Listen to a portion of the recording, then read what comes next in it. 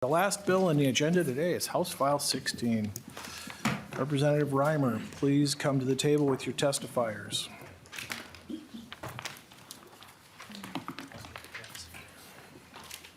Representative Reimer, since you are not a member of the committee, I will move your bill before the committee with a recommendation. It is re-referred to Elections, Finance, and Government Operations. Please explain your bill.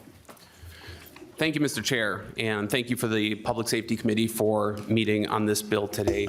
I want to yield some time for my testifiers here, so I'll be very quick in what this bill does.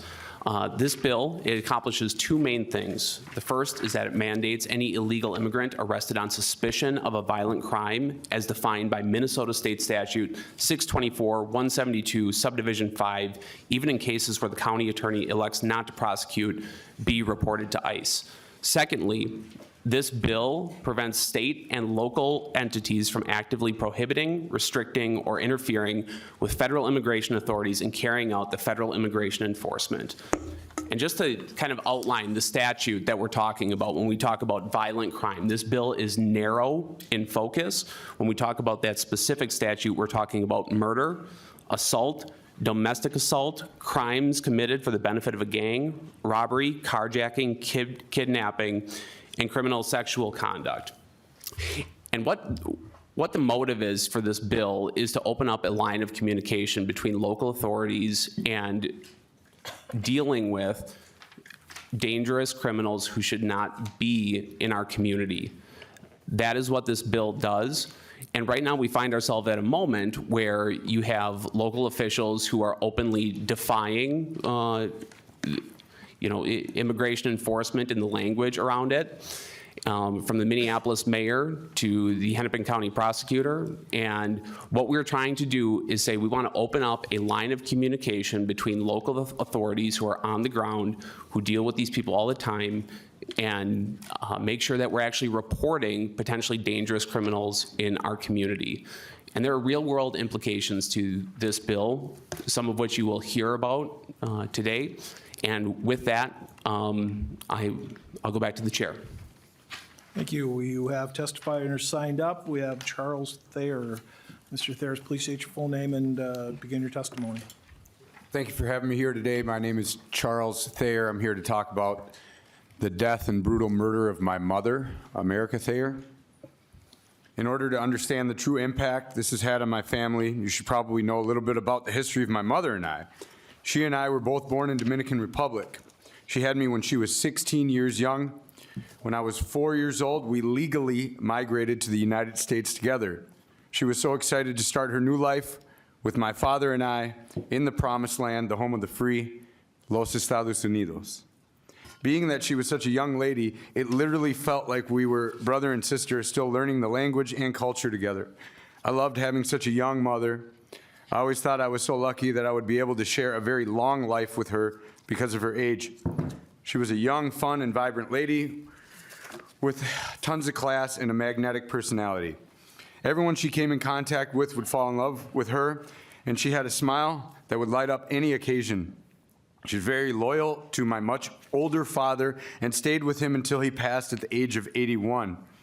After that, she was in a transition stage in her life and decided it would be best for her to be closer to her sisters, so she moved to Atlanta, Georgia, where she could start a new chapter. My mother and I were in regular contact. We always made it a point to stay connected. About 7 years ago, my mother told me about a new guy friend she was talking to. Of course, we all wanted her to be happy, so we embraced and supported her having a new relationship. Shortly after they started dating, my mother would call me up regarding the financial issues she was having and not being able to pay her bills and make ends meet. This was odd for her to do. After sending her money several times, she continued to ask for more. After sending her more and more, she continued asking about once per month, and I also received a call from her concerned boss of the retail store she worked at asking me if I knew anything about this new guy she was dating. Her boss told me she was starting to miss work regularly. She also told me that her new boyfriend would take her car while she was working and return it to pick her up after her shift. She said he would even sometimes wait all day outside the store for her to finish working. Everyone knew something was off about this relationship and had a very bad feeling about him. This went on until my mother was eventually fired for the first time ever from her work. Since all this was so odd, we as a family began getting more and more concerned about who this new boyfriend of her was. We ended up doing some research on him and found out that he was an illegal alien and a convicted felon in another state. What was even more scary was that he was convicted of trying to stab his previous girlfriend and went to prison for it. My mother would regularly try to convince us that he was a good guy and he would never hurt her. That was until she called me up a few weeks later crying about him beating her up, and she ended up having a broken wrist. This is when we knew she was with a woman abuser. We still never would have imagined what would eventually have happened to her and why we're all here today.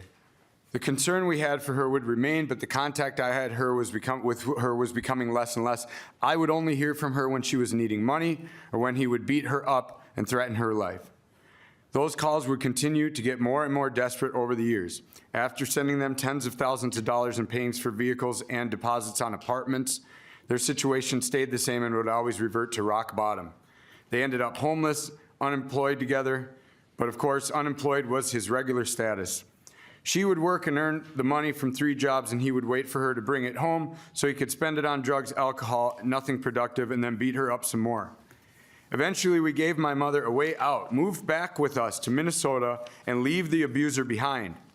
She did take up our offer, and we flew her back to Minnesota with a one-way ticket. This was another new start for her. But after just a few weeks, she was talking to him again.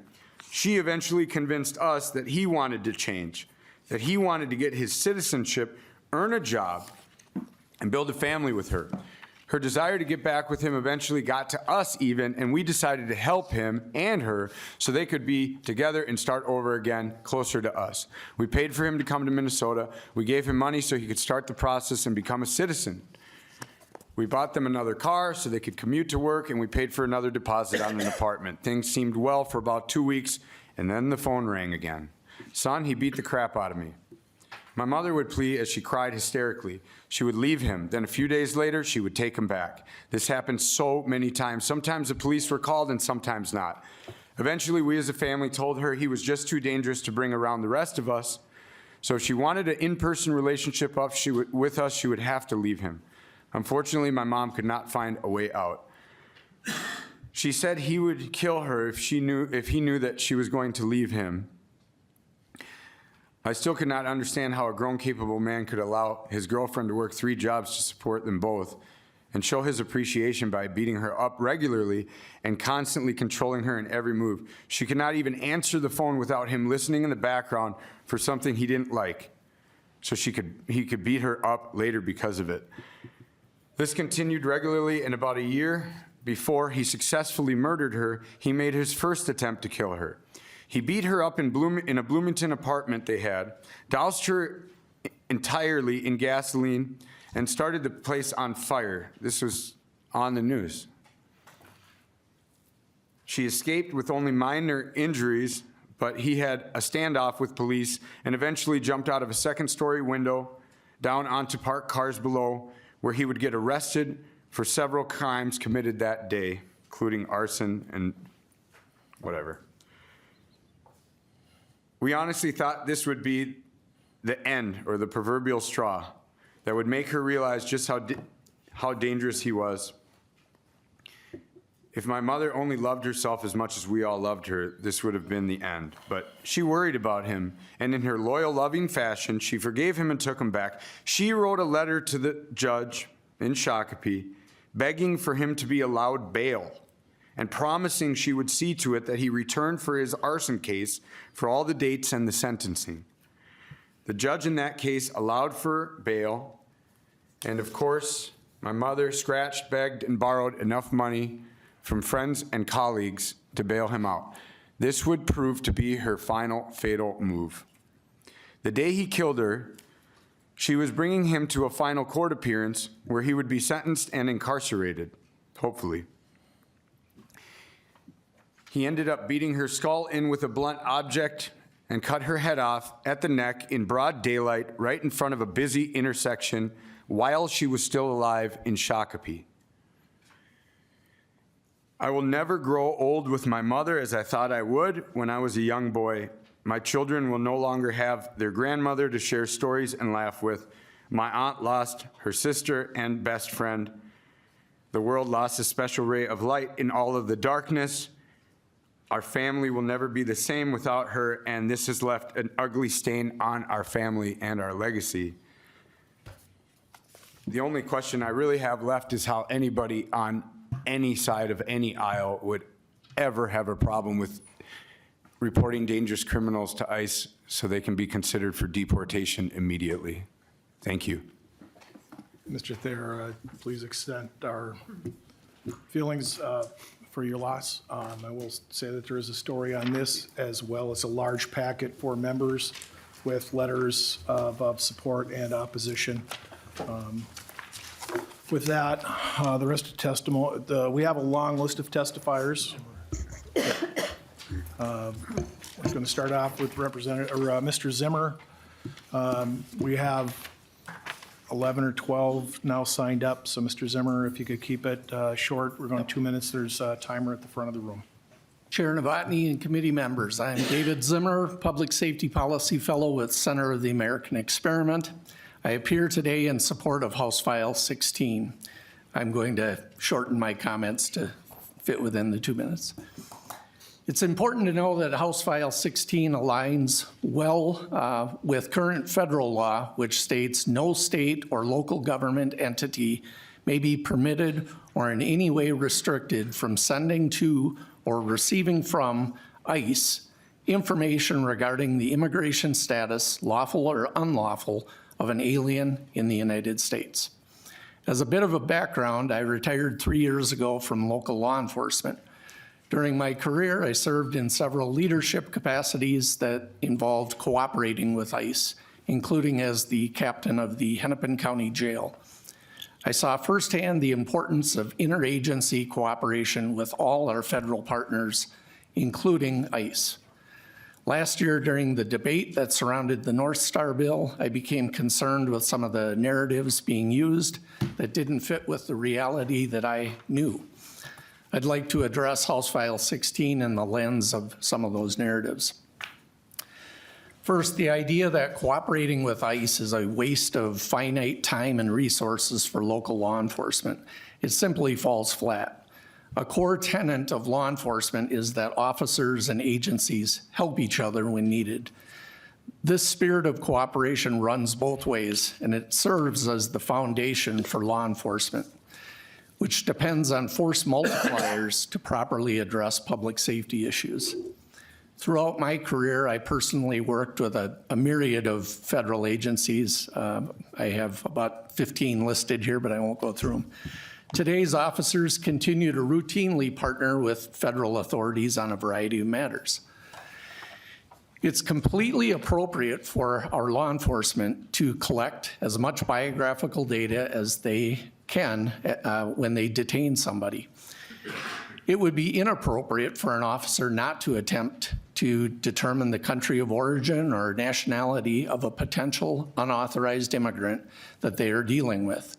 This information facilitates several things, including mandated foreign consulate notifications, checking on the existence of outstate and international warrants, checking on the existence of terrorism watch list notifications, and assisting with future follow-up or attempts to locate the individual.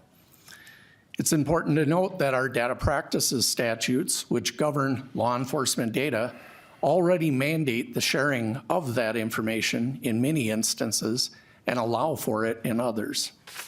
To suggest that we should create firewalls or carve out an exception to the sharing of this data with ICE is an uncalled for obstruction of an appropriate law enforcement process.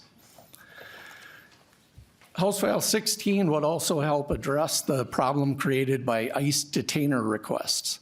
Due to the massive volume of unauthorized immigrants ICE is responsible for, ICE tends to rely almost solely on the civil detainer and deportation process rather than the more time-consuming criminal prosecution process. But this civil process doesn't mesh well with the detention timelines that govern local law enforcement. This dilemma would be eliminated by more timely and appropriate sharing of information with ICE. like we do with every other federal partner. Absent this timely notification, ICE is frequently unable to take custody of individuals at the time their local holds expire. I'll wrap it up here. I urge you to vote yes on House File 16. Thank you. Thank you, Mr. Zimmer. We have, next on the list will be Ben Gleckel, and then on deck is Madeline Lohman.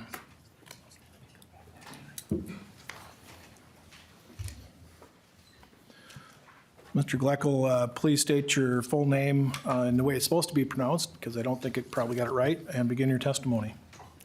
Mr. Chair and members, good afternoon. My name is Ben Gleckel, and I'm a removal defense attorney at the Immigrant Law Center in Minnesota. We are here to respectfully express opposition to HF16. This bill will make all people residing in Minnesota less safe. Non-citizen and citizen victims of domestic violence and trafficking will suffer the most.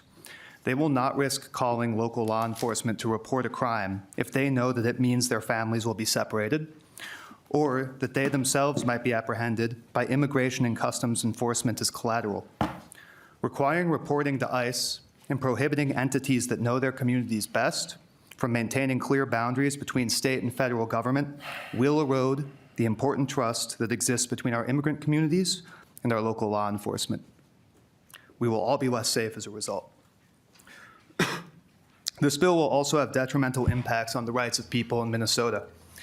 Immigrants and even U.S. citizens in our state are already being approached and subsequently detained by ICE agents based on the color of their skin alone. Facilitating the deportation of a person for an arrest stemming from a mere suspicion is a disproportionate measure. Families will be separated and people will be deported to countries where their lives are at risk, not because of a valid criminal charge or conviction that they received, but because of an arrest based on suspicion alone. Mandatory notification to ICE will circumvent Minnesota's criminal justice process by facilitating the deportation of a person before their case has concluded, eroding due process rights along the way.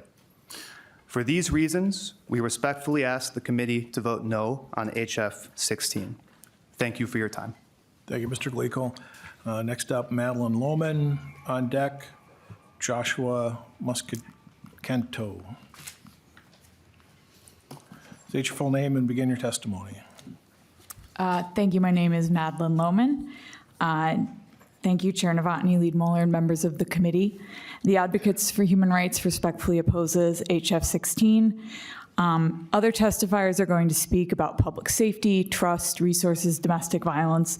I am going to talk about how this bill provides a tool in the hands of human traffickers to keep their victims scared and trapped.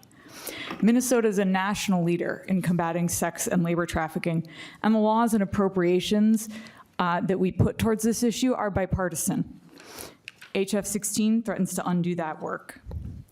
Our organization provides legal services to foreign national victims of trafficking and collaborates with organizations and government agencies around the state to improve policies, protocols, and responses. We see firsthand the negative consequences for individuals, communities, and public safety when the line between federal immigration enforcement and local government gets blurred. In one recent case, an abusive employer threatened not to renew visas for nearly 100 farm workers, using that threat to keep them in houses with inadequate heat, forcing them to work without clean water or bathroom breaks, and refusing to let them leave the property unless they were monitored at all times. Facing threats of immigration enforcement, the workers felt safe to come forward only because of policies that protected them from retaliatory reports to immigration enforcement. Without these policies, the case against the trafficker would not have been successful. We also work on cases where children were forced to work in factories, agriculture, and street vending by predatory traffickers who refused to let them attend immigration court hearings, resulting in adverse rulings that keep the children in exploitative conditions. Separation policies let us assure these children that they can talk to our law enforcement partners safely. In case after case, we see that traffickers manipulate and exploit fear of immigration enforcement, even in situations where a person has legal status in the United States. If state and local law enforcement agencies cannot send a clear message that they are not extensions of ICE, that they care about individual and community safety above immigration status, then trafficking victims will listen to traffickers who tell them that no one cares, no one will help, and there is no way out. The Advocate for Human Rights respectfully urges the committee to vote no on HF16. Thank you.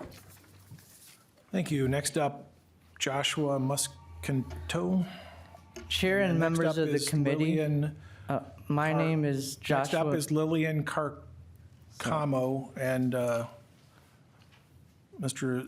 state your full name and begin your testimony. Chair and members of the committee, my name is Joshua Musicanto. I've worked in the security industry for nearly 14 years.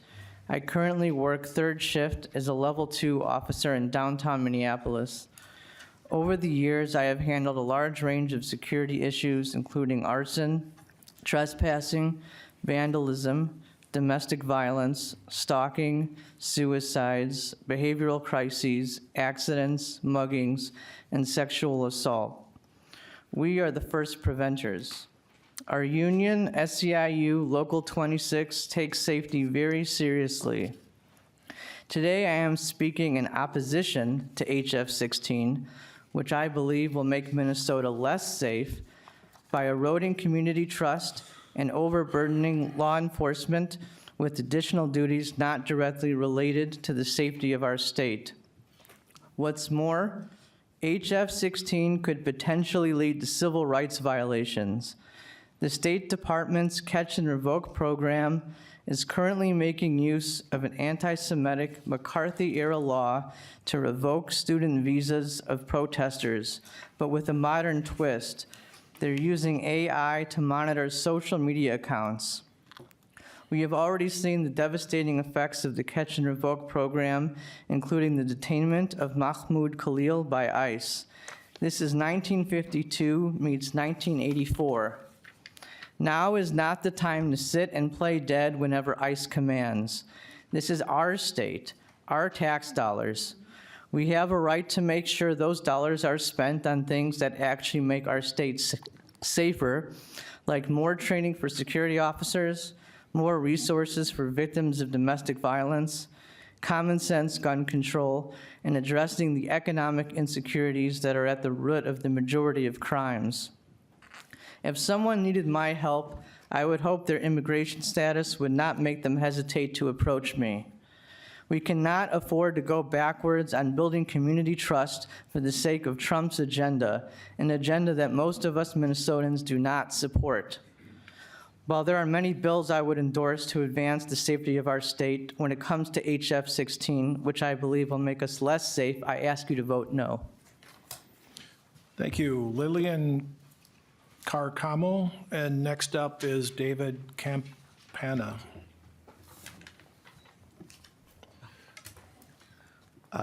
Dear Chairman Novotny and members of committee, my name is Lillian Carcamo. I live in Coon Rapids, Minnesota.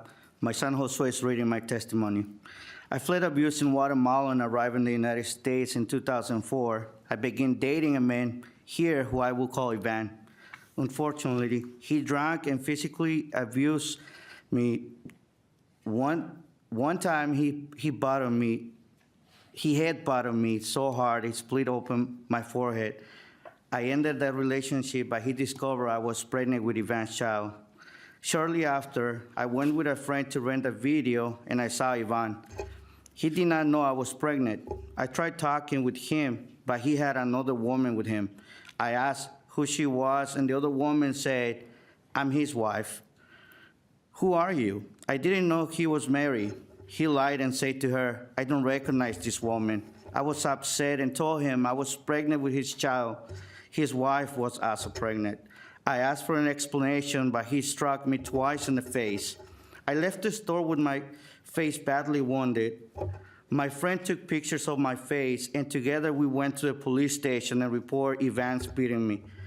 If I had thought the police were going to report me to immigration, I would not have gone. The police later arrested Ivan for the crimes he committed against me. He made a plea bargain. Eventually, I was able to ask for a U visa for victims of crime and get permanent residency. On November 25, 2024, I became a U.S. citizen. I ask you to oppose House File 16 so others in situations like mine feel safe enough to help the police. I had submitted a longer version of my story. Thank you for your time. Lillian Carcamo, United States citizen. Next up, David Campana, and on deck is Sarah Silva.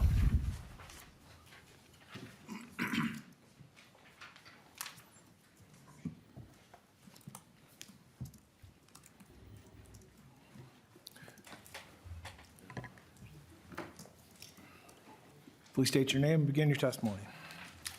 Thank you, dear Chairman Novotny and committee members. My name is David Campana.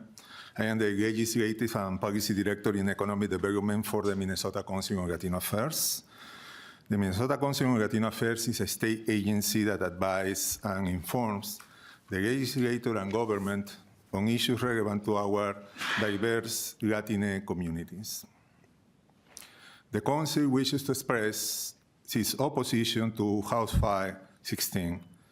These proposals are detrimental to our constituents and counterproductive to public safety, undermining the trust between local authorities and immigrant communities. The proposed legislation will also have negative economic impacts by compromising the important contributions of the immigrant population to the Minnesota economy. A recent report by the Minnesota Chamber Foundation has found that, quote, nearly 60% of the state's total labor force and employment growth came from foreign-born workers from 2019 to 2023. And also, that Minnesota's foreign-born population is becoming more highly educated, skilled, and entrepreneurial, which could spur future innovation and productivity. Being an immigrant myself, I am proud of the contributions of immigrants to our state, although I am assure you that it has not been an easy ride. Originally from Peru, a labor and human rights attorney, practitioner, and university professor, I had to learn a new language, go back to school to earn a master's degree, and eventually find my way to insert myself in a new place that I now call home. This is a difficult journey that we immigrants have to navigate. Immigration non-cooperation policies that create separation between local officials, work, and federal immigration enforcement contribute to public safety and well-being for all Minnesotans. The Council trusts you that you will make the right decision in preventing policies to protect the vulnerable and promote a safer Minnesota. Thank you for your time and attention to this important matter. Thank you. Next up, Sarah Silva. On deck, Mantha Chum.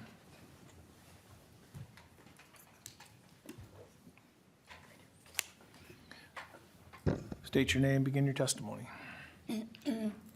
Sarah Silva. Members of the committee, thank you so much for. You gotta have to get closer to the mic, ma'am. Can you guys hear me a little bit? Okay. Dear members of the committee, thank you so much for gathering today for this bill. I know we are busy this season. My name is Sarah Silva, and I am the policy coordinator for the North Star Alliance. The North Star Alliance includes dozens of community-based and faith-based organizations who believe in the dignity and respect of one another without exception. We strongly oppose House File 16, which would erode local control of finite government resources and has the potential to pit Minnesota communities and counties against each other. It prohibits local policies of non-cooperation, overriding community-based approaches designed to foster trust and safety. Minnesota's police department cannot afford another lawsuit. Minnesota's police department cannot afford another murder like George Floyd's.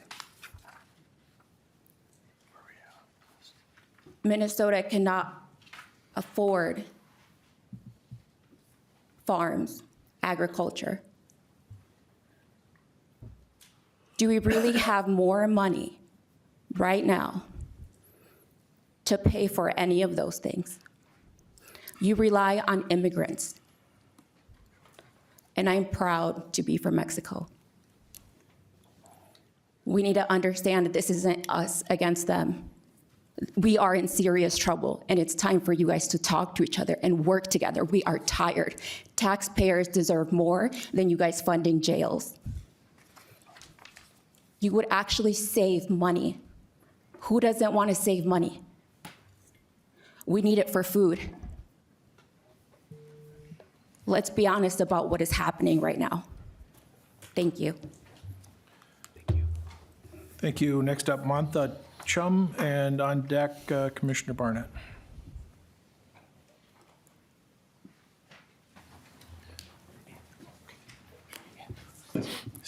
State your name and begin your testimony, please. I'm sorry. My name is Mantha Chum, and I'm the Executive Director of Minnesota 8 and a co-founder there. I am here today to express my strong opposition to HF16. We must keep our community safe and allow community values to be at the center of our policies.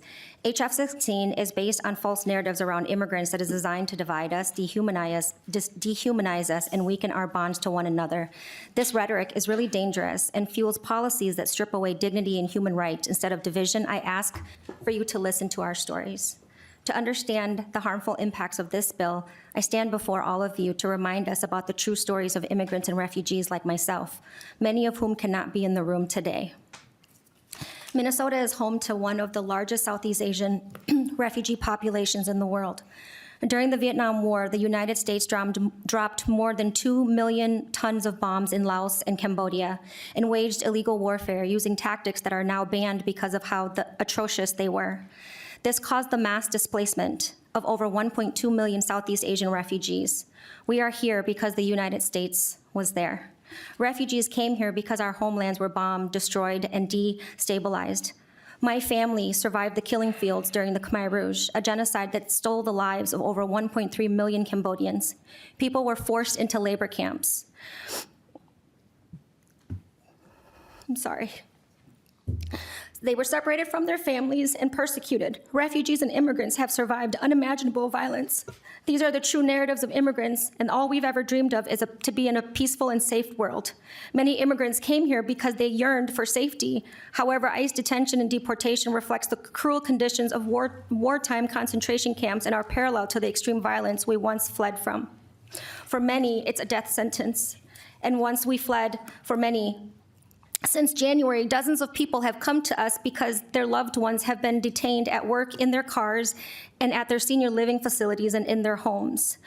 My brother, I experienced this very firsthand because in 2016, my brother was detained and picked up for ICE, and I watched his young daughter not understanding why her dad would never come home. And right now, we have a choice to choose humanity. HF16 is a threat to public safety, and it is opposite of everything Minnesota stands for. I urge you to choose love over fear. Reject HF16 and instead pass policies that center our shared humanity. Every single person deserves safety and dignity, especially refugees and immigrants who survived the unspeakable to be here today.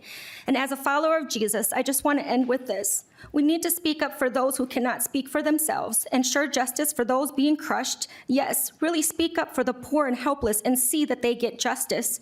True justice does not favor the powerful at the expense of the weak, but seeks to bring about flourishing for all, especially the oppressed and marginalized. Thank you.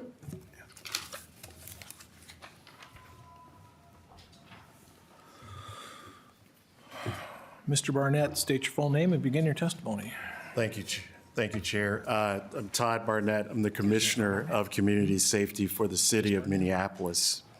Thank you for the opportunity to provide testimony on behalf of the City of Minneapolis related to this bill. First and foremost, I want to highlight that the legislation here would have a profound negative impact on our community safety operations in the city of Minneapolis. As you know, we've gone through a lot as a city since 2020 with the murder of George Floyd, civil unrest, and the COVID pandemic as it relates to community trust. When communities trust local government, especially local law enforcement, residents are more likely to report crimes, cooperate with investigations, and engage with police. If community members fear that interaction with city staff or law enforcement could lead to immigration enforcement, they may avoid reporting crimes or seeking help, which can undermine our public safety efforts. Many people may avoid accessing essential services such as healthcare, education, and social services if they fear that these interactions might expose them to immigration enforcement. Maintaining community trust ensures that all residents and visitors to the city of Minneapolis, regardless of immigration status, can access necessary services without fear of repercussions.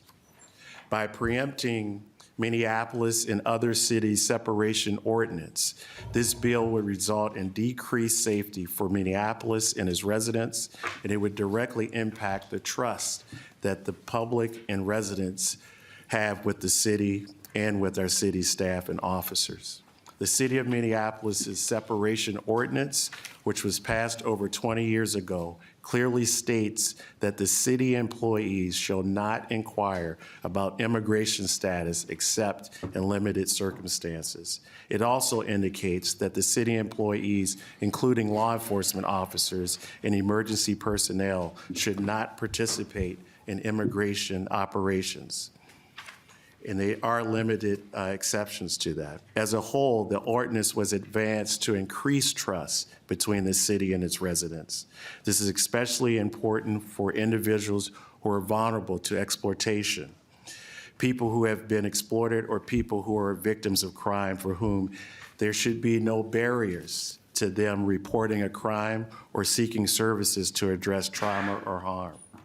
We strongly believe that this measure, if advanced, will not promote public safety, but instead decrease community trust in our government and make our society less safe.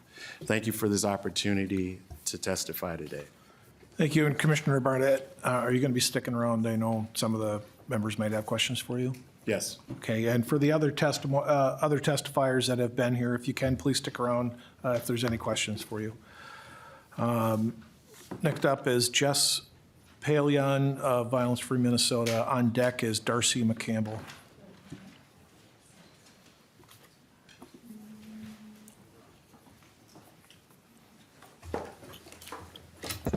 Good afternoon, Mr. Chair and members. My name is Jess Palion. I'm the Policy Program Manager at Violence Free Minnesota. We are the statewide coalition against domestic violence, and we consist of over 90 member programs who provide direct services to victims, survivors of domestic and sexual violence in every corner of Minnesota. Domestic violence is about power and control. Any vulnerability that a survivor presents becomes a lever which can be pulled to maintain or establish power and control. Immigration status is one of those levers. House File 16 would exacerbate pre-existing barriers that undocumented survivors face when trying to interact with law enforcement and other public safety resources. Without having access to an external support system, undocumented survivors will be made more vulnerable to domestic violence. In 2018, the ACLU released the results of a survey of police officers, judges, and prosecutors about the impacts of stricter immigration control on the willingness of undocumented people to cooperate in investigations and report crime. In the survey, 69% of police officers and 82% of prosecutors said that they believed that domestic violence had become harder to investigate due to victim unwillingness to come forward. This data squares with everything we've heard from our direct service providers and advocates around the unique challenges faced by undocumented survivors of violence. Some quotes from our member programs on this issue include, "There is a lot of fear for undocumented survivors and often threats made by their abuser that they'll be deported or lose their kids. Another quote, survivors fear ICE. They fear their abuser calling ICE. They fear their abuser having all their papers. They fear their abuser threatening to keep kids and have the victim deported. Even when a survivor is a documented immigrant, their abuser might control their important identifying documents, visa paperwork, or other crucial documentation. They may also prevent survivors from making it to crucial appointments regarding their immigration status. Immigration law and the rights available to immigrants is inherently complicated, fast-changing, and bureaucratic. Adding in a layer of abuse makes it even more likely that these barriers result in somebody losing their status, or at the very least, not being able to prove their legal status. Because of these power dynamics, laws like House File 16 put documented immigrants at an increased risk of negative immigration consequences when they suffer abuse. Undocumented survivors of violence are your neighbors. They deserve your support, and they deserve to have a state which supports their ability to seek justice when harmed. There's more to say, but I will wrap with this. I want to draw attention to a letter in your packet from all 6 crime victim services coalitions. We all signed this because there is consensus among us that keeping Minnesota safer involves making sure that everybody can access law enforcement resources. Thank you. Thank you. Darcy McCampbell. Next up on deck is Eder Castillo. Go ahead, state your name and begin your testimony. Thank you, Chair. My name is Darcy McCampbell. I live in Minneapolis, and I work as a registered nurse based in the Twin Cities. I'm here to express my opposition to HF16. The testimony I'm giving is my own and does not represent my employer's. As a nurse, I have the privilege of serving both as a community health nurse, focused on creating healthier and more equitable communities, and a forensic nurse, navigating the intersections between healthcare and the criminal legal system in order to interrupt cycles of violence and injustice. In my community health role, I work across the state to bridge gaps in access to healthcare for Minnesota's diverse communities. As a forensic nurse, I work in the emergency department to provide acute care to individuals who've experienced sexual violence, intimate partner violence, trafficking, and exploitation. Trust is fundamental to providing the essential trauma-informed healthcare following an assault. Forensic exams move at the speed of trust in order to understand what each unique individual needs for healing, hope, and safety. For some individuals, that process includes reporting to law enforcement. Across my nursing roles, I often serve individuals who are undocumented, newly arrived, refugees, and other non-citizens. As I navigate the intersection between healthcare and the criminal legal system, I'm acutely aware of the barriers that exist for immigrant communities. Without trust that information will not be shared with immigration authorities, victims and survivors, regardless of their legal status, will be less willing to seek out the care they need and deserve. This bill erodes that trust in local law enforcement and risks harm to community health for all Minnesotans. As a nurse and Minnesota resident, I stand firmly against HF16. It is essential that we foster an environment where all Minnesotans can feel safe to access care, free from fear of discrimination or deportation. Thank you. Thank you. Mr. Castillo, and next up is Anna Patsrantes Costa.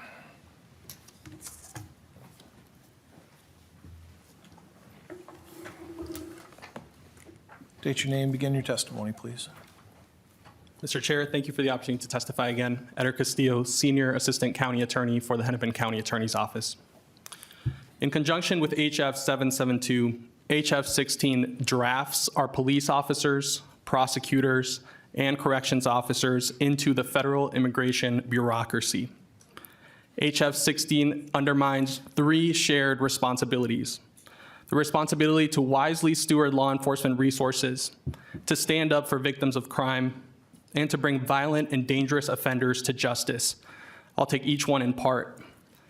First of all, it would divert resources from our police and our prosecutors away from crime fighting and into filing reports and identifying people's immigration statuses, all without extra funding from this body or from the federal government.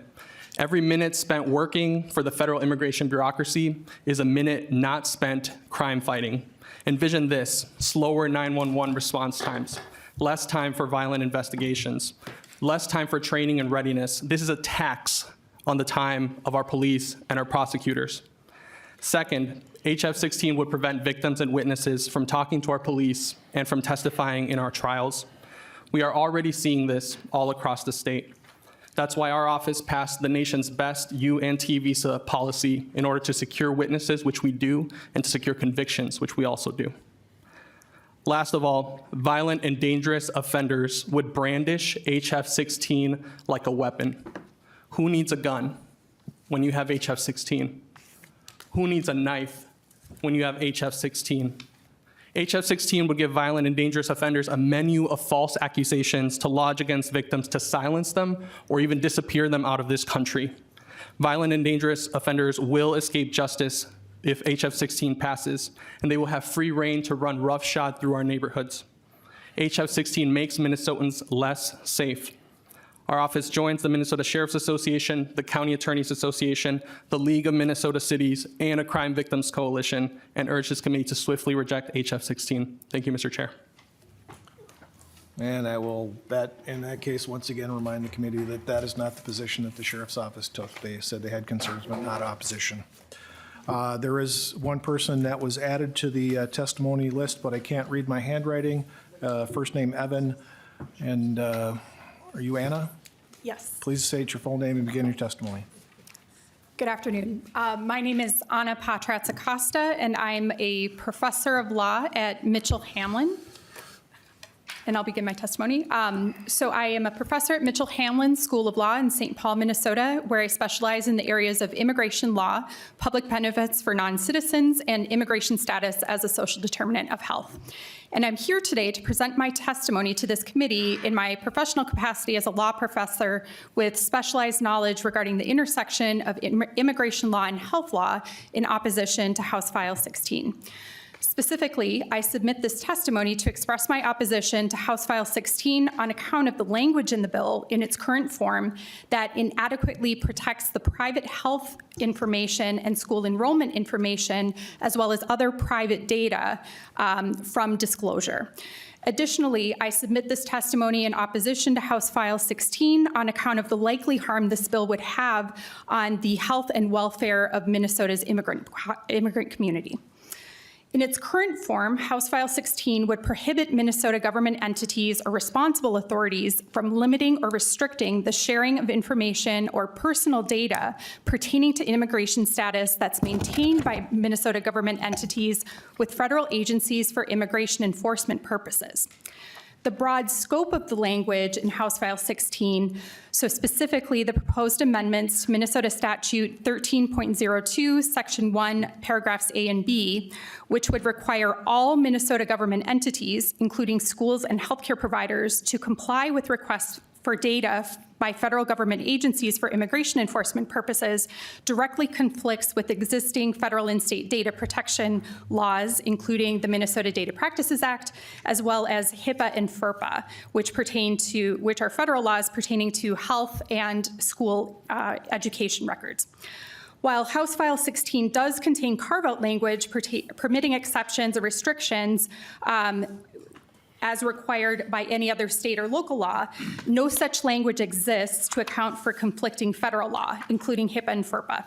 Because Minnesota government entities include covered healthcare entities, for example, HCMC medical system operated by Hennepin County, which are subject to HIPAA in public schools, like the University of Minnesota, it fails to account for conflicts with existing federal law. For this reason and for other reasons set forth in my written testimony, I oppose House File 16. Thank you. Thank you. Evan Haramoda.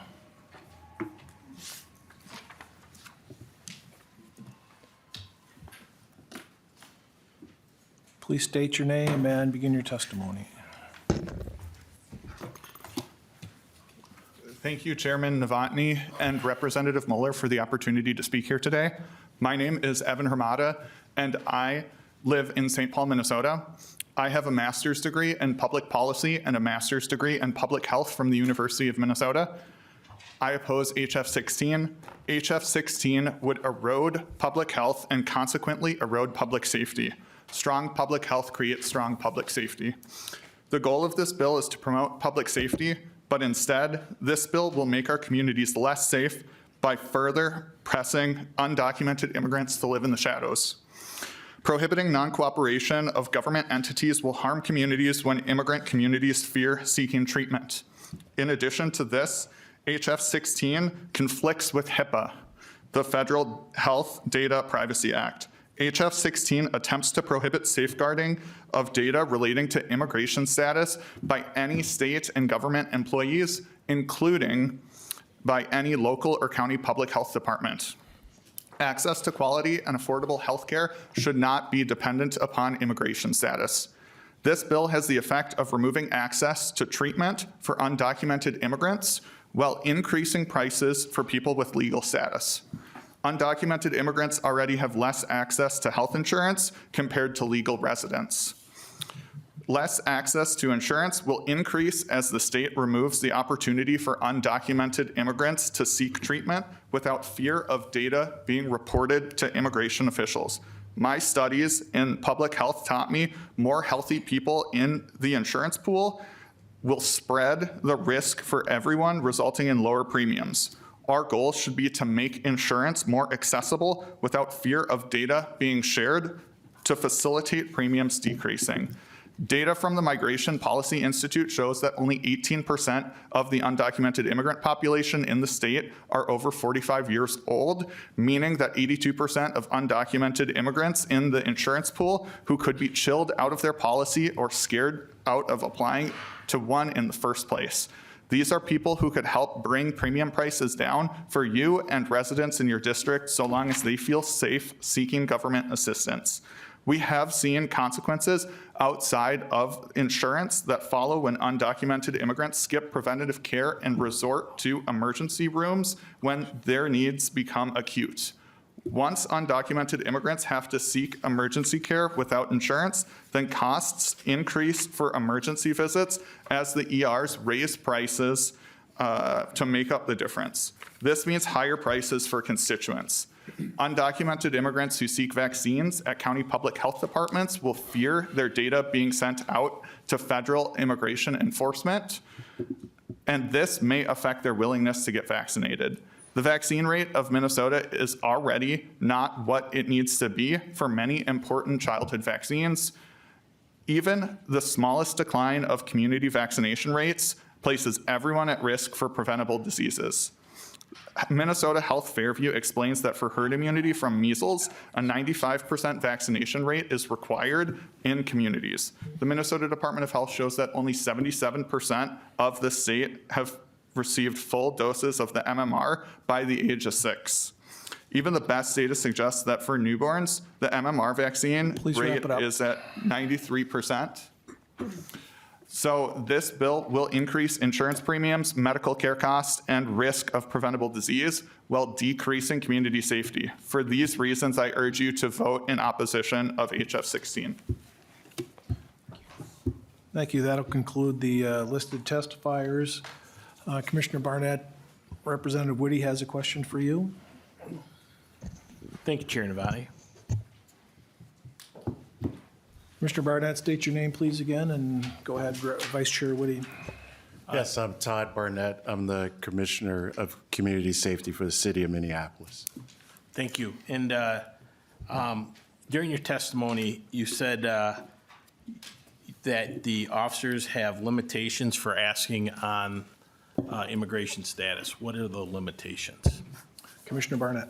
Chair, Representative, some of those limitations, well, part of it comes from the ordinance, and the other limitations come from policy in which we don't ask immigration status of individuals. I mean, that's the general rule. Are there any cases that they're asked? Because you said there was limitations for asking. No, Commissioner Barnett. Chair, Representative, there's no limitations as far as cases are concerned. And my last question. Vice Chair Woody. Sorry. My last question is, since 2020, how many law enforcement agencies is the Minneapolis PD working with to keep their community safe? Commissioner Barnett. Chair, Representative, I don't know that number off the top of my head from 2020 into now, the number of agencies that Minneapolis Police Department has worked with, but we have several different agencies that Minneapolis Police are detailed with, like the U.S. Marshals. We also work with DEA as well on certain cases where we have the same interests. There's multiple jurisdictions that work together in different task force, but I don't know the number off the top of my head. I couldn't even give you a ballpark from 2020. Well, and I was actually. Vice Chair Whitty. I was actually looking at like today. I know you got State Patrol, all these different agencies, and it's law enforcement working the law enforcement to keep our communities safe. So yeah, that's what I was, and then you kind of answered it. So thank you. Commissioner Barnett. Chair, Representative, yes, today, I think the biggest thing that I've seen since I come into this job over a year ago is that any incident, our first responders, whether it's law enforcement or not, work very well together. If there is a issue that requires the State Patrol or Hennepin County Attorney's Office or a federal agency in which we have a similar interest, then we'll work together to do that. Yes.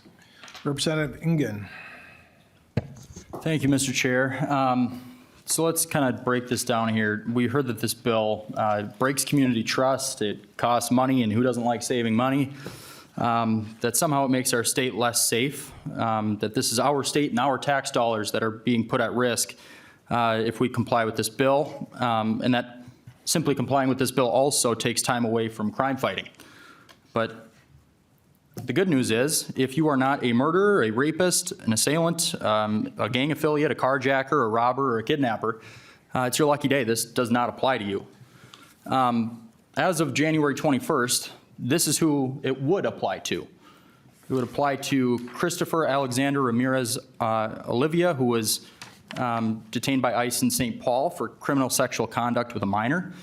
It would apply to Hernando Fidel Avila Gamez, a man in Faribault, who was convicted of felony burglary and criminal sexual conduct. It would apply to a man found in St. Paul, Octavio Juarez Bonilla, who had possession of child pornography. Jesus Baltzar, assault of a child. St. Paul, Oscar Alexander Cruz Rodriguez, a rape of a minor in Venezuela that he was awaiting court on. Alonzo Luna Perez, 2 counts of assault with intent of sexual abuse. I have more. That's who this bill applies to. This bill applies to nobody else. So when we're saying that it's going to break down public safety, that it's going to break down community trust, it's only going to improve that. Because if those people are in our communities committing those acts, we don't want them there. We don't want those people free to roam and create more victims out of Minnesotans. And I beg the question, what interest in public safety does a law enforcement officer, an agency, a prosecutor, an attorney general, what interest is there in public safety and maintaining public safety and them not complying with this very law? And if there is a logical answer, I don't know. Get it together. Thank you for that. Where is the public safety interest in protecting folks that I just listed off? And I have more I could go with. If there's a logical answer, I'm waiting for it. Thank you. Representative Ingen, was there a question in there? Or, and if so, was it for Representative Reimer or Commissioner Barnett? Nope, just open question. Does anyone else, before we go on, anyone else have a question that'll be directed at Commissioner Barnett, or can he step down from the? Thank you, Commissioner, if you can step down. Thank you. Representative Curran. Thank you, Chair. I'd like to ask if we could have Ms. Patrez Acosta come back up for a question. If what? Ms. Patrez Acosta, if she All could right. come back up for a question. Please state your name again for the transcribers and begin, and go ahead, Representative Curran. Yes. Thank you. Oh, sorry. Ana Patratz Acosta, Professor of Law, Mitchell Hamlin. Thank you, Representative Chair. We heard a really tragic testimony earlier involving domestic abuse and murder. Clearly an awful, awful situation that should happen to no one. Just thinking about the real world application or implications of this bill in particular, and as we're trying to tackle issues like that, would House File 16 have prevented the criminal actions in that case? I don't have your name, but Acosta. Ms. ahead. Acosta. That's fine. Before I respond to the question, I just want to echo your comments and express to Mr. Thayer's son, who testified earlier today, that I'm also incredibly sorry for his loss and can't even begin to imagine the pain his family has gone through after losing a loved one in such a senseless tragedy. However, to answer your question, with respect to immigration law, unfortunately, no. The proposed statutory amendments contained in House File 16 would not have prevented this tragedy. When Mr. Sabort Viltrez was present in the U.S. When he committed this crime, it actually had nothing to do with lack of cooperation or sharing of information between local law enforcement in Minnesota and ICE agents working for the Department of Homeland Security. The reality is the sad truth is that this was sort of a perfect storm of events that largely had to do with the fact that he happened to be a national of Cuba, which is a country that historically does not accept deportees because of the strained diplomatic relationship between the United States and Cuba that dates back to the Cold War and the start of the Cuban embargo during the Eisenhower and Kennedy administrations in the 1950s and 60s. And just to explain a little bit further, provide a little bit more context, based on the information that I read ahead of today's hearing, it appeared as though he did have an unexecuted removal order, which likely did stem from those previous criminal convictions, which would have made him deportable. And ICE was unable to execute the removal order because he was a national of Cuba. And following a 2001 Supreme Court decision in Zedvidas v. Davis, ICE is only allowed to hold an immigrant for a maximum of 180 days after they have received a final removal order if they're not able to execute the removal order and remove them to their country of origin within the foreseeable future. So because of the strained diplomatic relations between Cuba and the United States, he was likely released on an order of supervision pending the ability of the United States government to be able to deport him to Cuba. The other thing, too, to keep in mind with an order of supervision is that you have to report to ICE every 6 months or every year. So ICE was likely already very well aware of his whereabouts and location because he would have needed to report to them. The other thing, too, that I think is important to clarify in terms of existing cooperation agreements between state and local law enforcement in Minnesota and the federal government, specifically Homeland Security and ICE, is that we already have a system in place where anytime somebody is arrested and booked and their fingerprints are run through a system, it goes through a number of databases, including the Department of Homeland Security. So when he would have been arrested most recently for arson, ICE would already be aware of that arrest, and his presence would have been flagged in ICE's system when that check was run. And that is a process that has been in place going back about 20 years, shortly after 9/11, when those electronic centralized databases were created. So to answer the question, no, it wouldn't have prevented it. And also, really more than anything, because we have systems to run people's information through a database at the time of arrest, House File 16 really is seeking to address a problem that doesn't really exist. Representative Curran. That answers my question. Thank you. Thank you. Representative Feiss. Thank you, Mr. Chair. And thanks, Ms. Acosta, if you don't have to hang out there if you don't want to, but okay. Representative Reimer, we've never had the chance to work together, but I appreciated that during all of the testimony, you appeared to be listening and thinking about the input that people have been providing. Victims advocates, the Sheriff's Association didn't oppose, but has, I'm so sorry, apparently I'm speaking too quickly and not into the mic. There are concerns expressed by a really broad variety of stakeholders, and you really appeared to be listening, and I appreciate that. I did want to make one point about Representative Engen's list of folks. All of those individuals, their information would have been shared already with the federal government under the underlying bill that Representative Swedzinski was seeking to amend. So I just wanted to make it clear that this House File 16 doesn't actually impact any of those individuals. So I feel strongly that, based on all of the testimony and my 25 years working in the field of immigration law, that this is not good for public safety and that it's harmful to immigrant communities here in Minnesota. And I wanted to highlight for a moment the bipartisan work that I have had the privilege of doing with my colleagues across the aisle since I was first elected and served since 2021.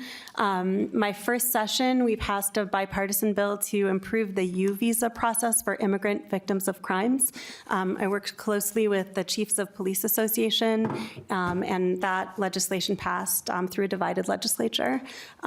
We also passed both House and Senate floor individually a bill to protect neglected, abandoned, or abused immigrant youth. And that passed unanimously off the Republican floor, and two people voted against it on the DFL side, so I did worse than my Republican author. We also last year passed a bill that passed off the House floor individually with broad bipartisan support, a bill that clarified the definition or changed the definition of a gross misdemeanor in Minnesota so that there weren't collateral immigration consequences of a state-level crime, that Minnesota gets to decide what the impact of a crime in Minnesota is, not the federal government. And lastly, I just wanted to lift up the bipartisan work we did around labor trafficking, updating some definitions to protect immigrant construction workers primarily, and that, again, was really bipartisan. So in my time here in the legislature, I've been really gratified that this issue has not been a political football, and that we've been able to do meaningful work together. And those bills really represent an understanding that immigrants are not a monolith. They're not all the same, and that they're not just a political tool. They're people who live in our state. And forgive me for getting all immigration lawyer professory, but I just wanted to really mention the fact that our immigration laws are atrophied. That's the word I like to use. We haven't proactively updated them since 1990. The world was really different. Our economy was really different. Technology was different. The workplace was different. And what we did over time, 1952, 1965, 1990, is we were like, what does America need?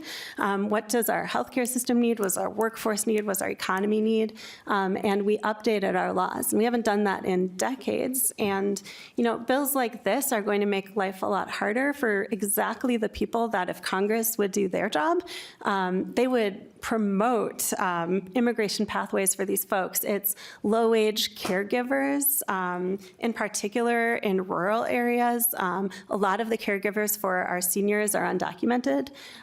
It's agricultural workers farmers, I forget the exact number, but like 40 to 50% of workers on farms are undocumented. And lastly, in construction industry, it's 20% of our construction industry, those workers are undocumented. And we need them. And if we could change federal law to actually create a work visa for these folks, that would be really good. I don't know if that's going to happen. And so I just, I see bills like this and feel that they're based on this sort of erroneous premise that immigrants are inherently problematic for public safety. And so again, I just really want to focus committee's attention on the materials submitted by the conservative Cato Institute's David Beer, who I'm a fangirl of, I'll admit. But he provides just some good charts and some graphs, just kind of showing that the data is really clear that immigrants, including undocumented immigrants, are not more likely to commit crimes. In fact, they're less likely. And also, he has a really good chart just looking at cities with separation ordinances, like the ones impacted by House File 16, and that cities with large undocumented communities actually saw a decrease in their murder rates, even those that had these separation ordinances. So I just think it's really important to highlight that data. I think it's really important to think about what is public safety. And I don't think it is about looking at immigrants as this sort of inherent public safety threat. The real public safety issue is, can people call 911 for help when they need it? And I think that's the work that we try to do here in this committee. And so, again, I appreciated that you really seemed to listen as people sat next to you and shared their thoughts and their expertise. And we have a kind of bizarrely broad coalition of people who have concerns, from the Sheriff's Association to the Minneapolis City Council, and I can't imagine they agree on that many things. And so, I'm opposed to this bill for the reasons that were raised today, and I hope that you will kind of think about the point of this bill and the goals that you have around public safety, and maybe reconsider. So thank you. Representative Reimer. Thank you, Mr. Chair.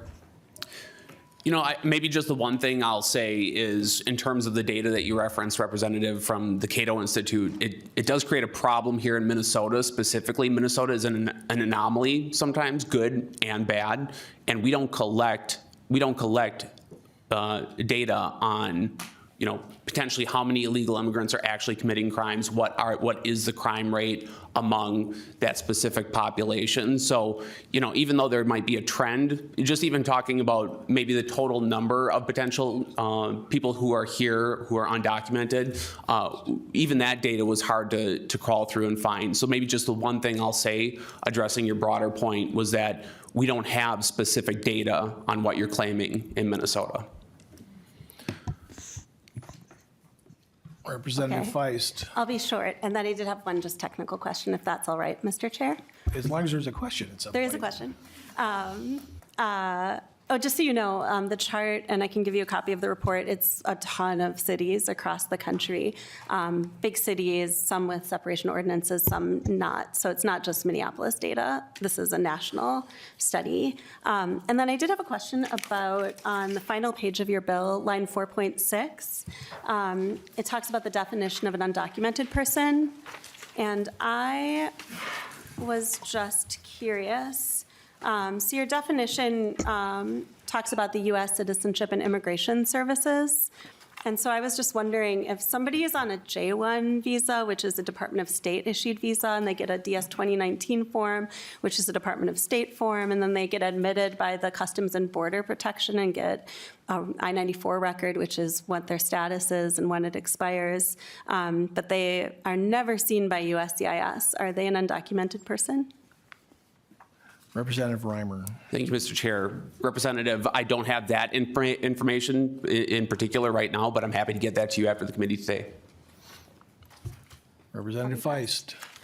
They're definitely here legally, and so would investor visas who just come through the Department of State and CBP. F1 students get documents from ICE and are admitted by CBP. They never have any interaction with USCIS. So I think your definition is excluding or including a lot of people who are here lawfully. Thank you. I'll leave it at that. Response, Representative Reimer? Thank you, Mr. Chair. No. With that, we'll recess at the call of the chair.